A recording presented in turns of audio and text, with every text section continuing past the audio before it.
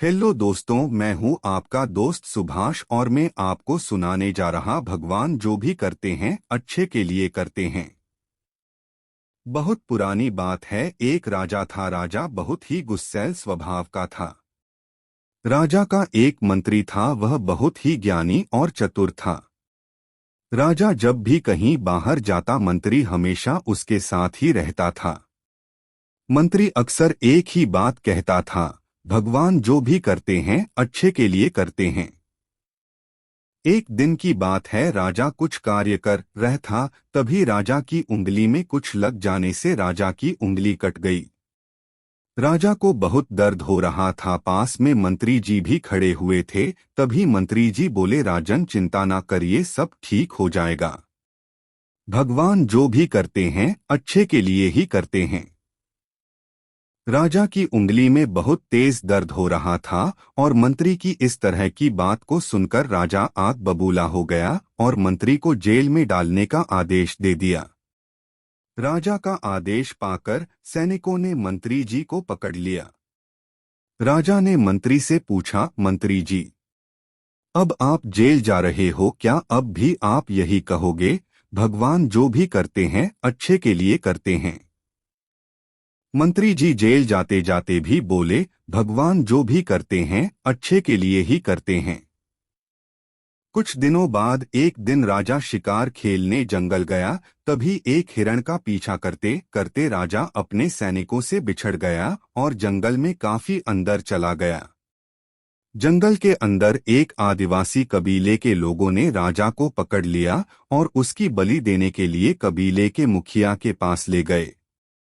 कबीले के मुखिया ने राजा को बलि के लिए तैयार करके लाने के लिए कहा। कबीले के लोगों ने राजा को नहला धुलाकर बलि के लिए तैयार किया और बलि वाले स्थान पर ले गए। राजा बहुत घबराया हुआ था क्योंकि वह बिल्कुल अकेला ही था और उसके सैनिकों उससे बिछड़ चुके थे। अब उसकी सहायता करने वाला यहाँ कोई नहीं था। उसे सिर्फ और सिर्फ भगवान पर भरोसा था। जैसे ही राजा की बलि दी जाने वाली थी, तभी कबीले का मुखिया बलि को रोकते हुए कहा, इस व्यक्ति की बलि नहीं दी जा सकती क्योंकि इसकी एक उंगली कटी हुई है और खंडित व्यक्ति की बलि नहीं दी जाती। कबीले के लोगों ने राजा को छोड़ दिया। राजा को समझ आ गया कि ईश्वर जो करता है वह अच्छे के लिए ही करता है। अगर उस दिन राजा की उंगली नहीं कटी होती तो आज उसकी बलि दे दी जाती। जंगल से निकलकर राजा किसी तरह अपने महल में पहुंचता है और मंत्री को बुलाकर पूछता है, मंत्री जी, अब मैं भी यह मानने लगा हूं कि ईश्वर जो करते हैं अच्छे के लिए करते हैं, किंतु मैंने आपको इस महल से निकालकर जेल भेज दिया, तो इसमें आपके लिए क्या अच्छा हुआ?